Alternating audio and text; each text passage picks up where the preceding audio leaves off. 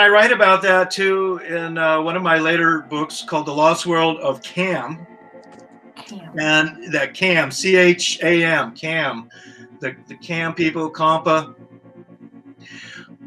In 1909, when that story appeared in the Phoenix Gazette about the Smithsonian doing these excavations and an explorer named Kincaid finding these caves, what the story basically was talking about, all of these statues and objects, swords, even mummies that were in the caves.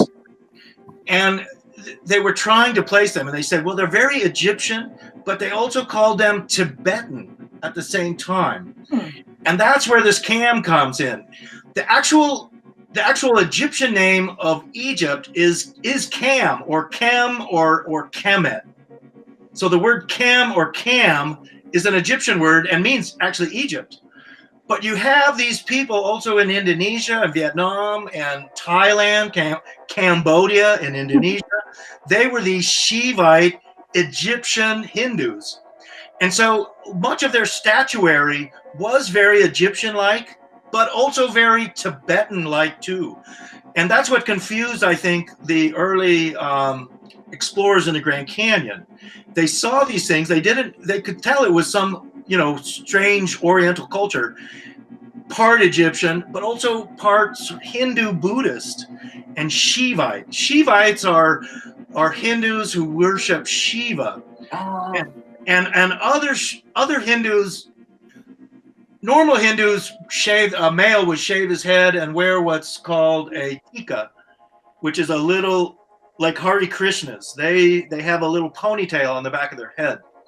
Shivites don't do that. They don't shave their head. They grow all their hair in as long as they can, and then they tie it in a big bun on top of their head.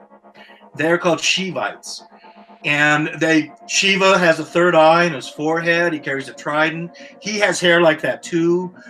Shiva lives in Tibet and in the Himalayas, but he's like an ocean Atlantis type god. So these guys were going out from India and Thailand, Cambodia. The word Cambodia comes from this same word too, Cham, the Cham people, Angkor Wat, all these things. You have also the Champa or Cham.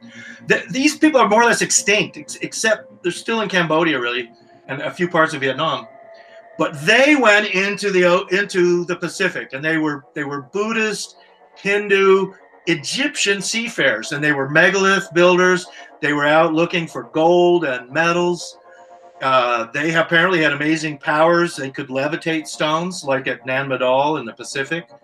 That's a place, it's got 250 million tons of basalt that's apparently been levitated into these artificial islands and walls there at Nan Madol.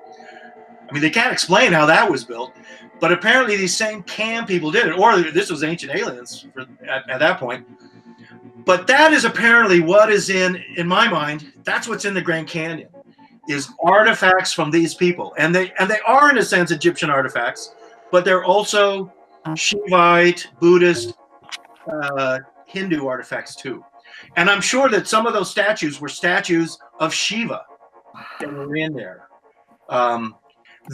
Apparently most of those things have been removed, taken back to Washington, D.C., where they're suppressed ultimately. They're put in a warehouse and we'll never see it.